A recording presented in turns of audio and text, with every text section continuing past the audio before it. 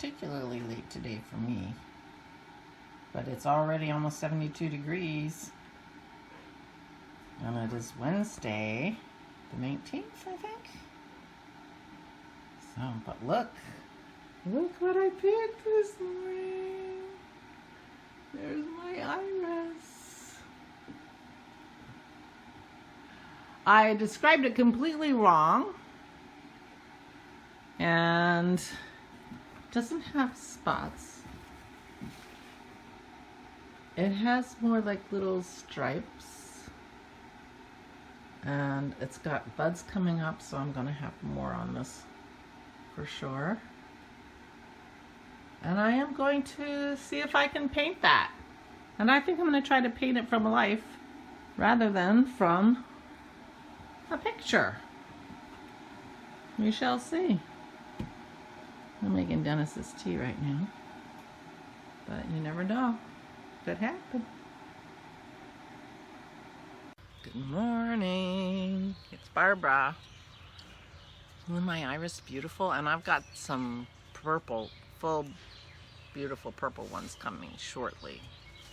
Probably not today, but tomorrow. But I won't pick anymore till I get back from Mississippi for inside the house. Oh, I hardly slept a wink last night. I think I'm just so excited. You know, which is so sad to me because, you know, you get excited about something. You don't want to be exhausted because you didn't sleep for 2 days. But luckily, I have had a good night's sleep for like 3 or 4 nights in a row. So, which is so unusual for me. So, it'll be fine. If I'm really tired on the train, maybe I'll sleep well on the train. That would be fun.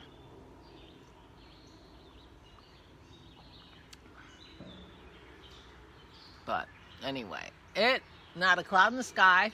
Yeah, I'm gonna have to take my jug up and toss some water on my coneflowers on the hill, or they will not survive this drought. That's not really a drought. I don't think it's officially a drought. But our April rainfall was below average by about 2 inches or something. And it's looking like May is not going to be very rainy either. I mean, we haven't had any rains that, you know, those rains the last 2 days, you know, it's like, you know, I mean, we've had a little bit of rain, but not much. I've done a lot of watering. I'm going to have to water my mints again in the flower pot soon. It wouldn't hurt my mint in the ground to have some water too. I'm not complaining. It is an absolutely stunningly beautiful day. My paints dry faster outside. So maybe it's just something I need to get used to and learn how to manage.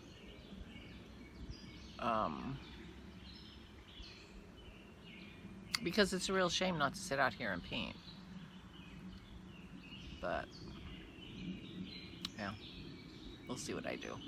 Maybe I'll just open the whole house up. It's supposed to be 80. I don't know if we want the house to get to 80 or not. Anyway, I'm thinking about painting, as you can tell. I read a book last night. I had given Carol a recommendation. One of my favorite authors is Lois McMaster-Bujold. And Carol and her partner, Carol's a sci-fi person and her partner's a fantasy person. And I'm like, absolutely, Lois McMaster-Bujold is your woman. Dennis's tea is ready. I'll be right back and tell you all about her. Dennis has his tea, and I'm starting this second part again. Full confession, I was just going on and on about Miles Vorkos again, and I thought, you guys don't really go read the books.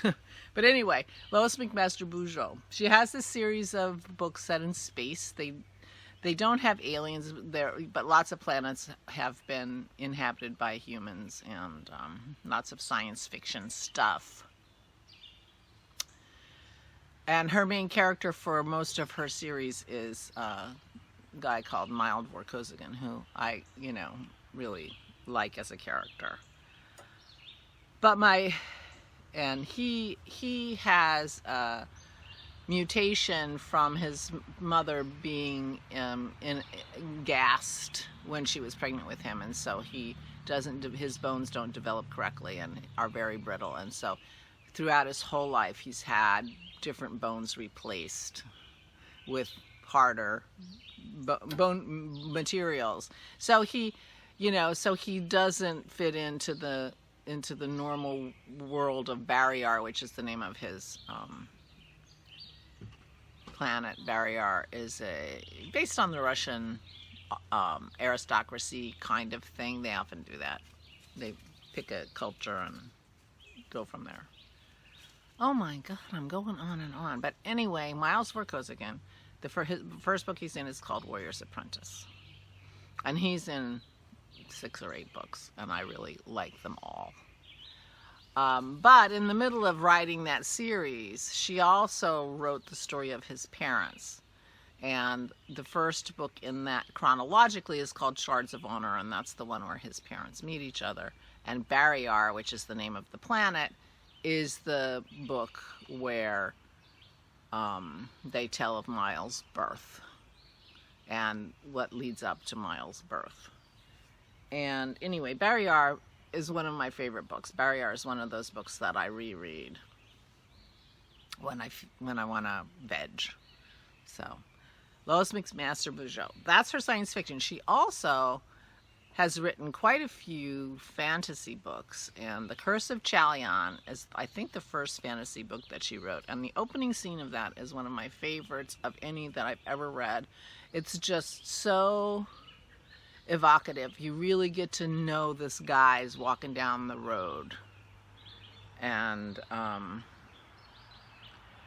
thinking his thoughts, and a troop of soldiers come by, and they're in their dress uniforms because it's Daughter's Day, and this is a world that has 5 gods, and these are the troops for the mother goddess, and or the daughter's the goddess who's the daughter, and they're in their parade uniforms ready to go to an event.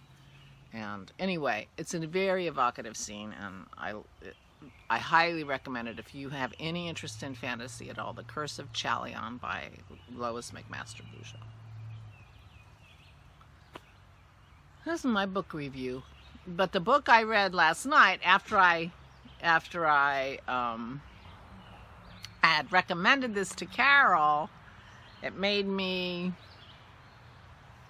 go dig around in my books downstairs, and I was looking for Warrior's Apprentice, and I can't find it anywhere. Our books are in such a mess. I'm sure I have it, although 10 years ago we had a flood in the basement and we lost a ton of books because they were in cardboard boxes on the floor, and our basement had 6 inches of water. But our water heater broke. But I'm pretty sure I've had it since then, but I have no idea where it is. But anyway, I found Shards of Honor, which is the first story where Cordelia and Arl meet. And so I read that, and that was fun.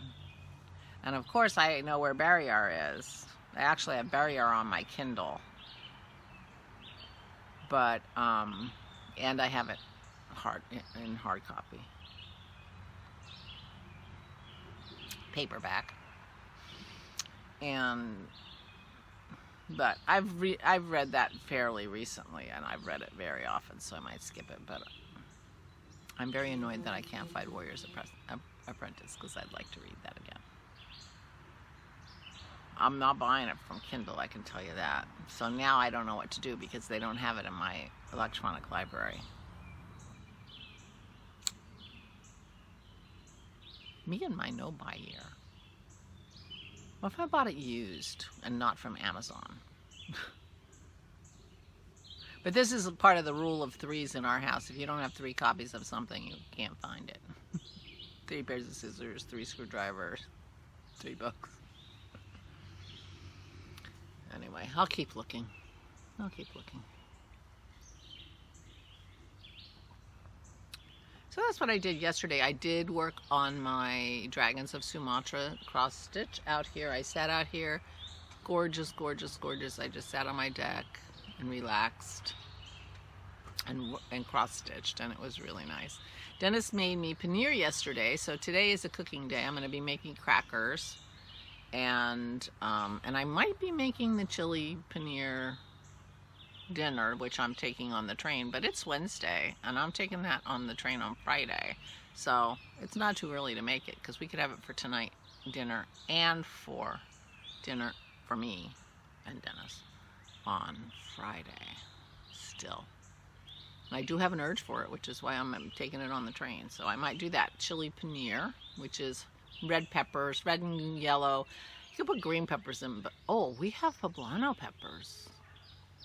We had deconstructed stuffed poblano peppers the other night, and Dennis didn't use all the peppers. So I might put poblano peppers in it. So may not be quite as Indian tasting as it might. But red peppers and some poblano peppers. And in a sauce with lots of paneer. Dennis made me lots of paneer. So it's going to be very heavily paneered. And that'll be good. But it is warm out here already, but really, really lovely. So maybe I will try to paint my iris out here. And maybe finish my seascape that I started a few days ago. And make a decision about my purple flowers in front of the building today and finish that up. So I have a lot of painting I could be doing. Painting and cooking. And I have to organize. I think I'm going to find those socks I was thinking about taking on the train and see what I can do with them. It's knit night tonight, so I want to talk to the ladies. Now, by the time it's knit night again, I will be home from Mississippi. Isn't that crazy? And I may not have any energy for socializing, we shall see. But Jerry's moving to Italy soon, and oh, I forgot to show you. She sent me a Barbara Walker stitch book, that stitch dictionary, a different one than the two I have, and some handmade soap. I had joked some months ago that gee, are you allowed to take handmade soap to Italy? Because mine, the one you gave me, is gone. She sent me some soap. She's so lovely. Dennis is thinking about making soap. Yeah, one more thing. But anyway, so I'll show you those tomorrow. Well, the soap's already upstairs, but I'll show you the book. That was very sweet of her. She's not taking everything to Italy, but she's taken a lot. They filled up a container, like a tractor trailer truck container full of their stuff, and sent it to Italy. She's moving to Italy. Her daughter lives in Italy. Her grandchildren are in Italy. She bought a house in Italy. Decided she's moving to Italy. She's been working on her Italian. She has gone, since I've known her, she has gone to Italy for a couple months every year anyway to, you know, spend time with her daughter and her grandchildren. So she's just decided it's enough. Her daughter's married to an Italian and is apparently not likely to move back to the United States anytime soon. So sold up, moving to Italy, which I am not complaining. She's not that far, going to be that far from Florence. And I'm like, I'm happy to know somebody in Italy. I might know other people in Italy. Are any of you in Italy? I might know other people in Italy, but I don't know. Jerry's there, and she has a guest room. And I've never been to Italy, so, you know, it's very high on my list. A lot of I countries are high on my list. Italy, Ireland, very high on my list. So there are quite a few places in Europe I haven't been.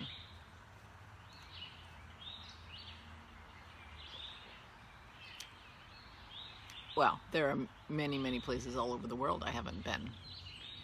But quite a few places in Europe are on my list. Some to return to and some to see for the first time.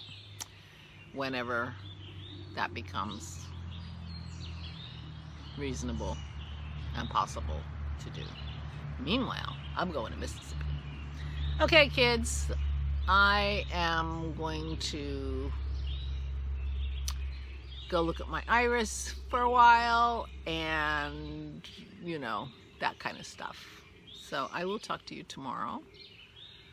I hope you're having as wonderful a day as I am. Oh, I'm going to get a new color today for my temperature library. Dennis swears. Well, at 9:30, quarter to 10, it was 72 degrees. So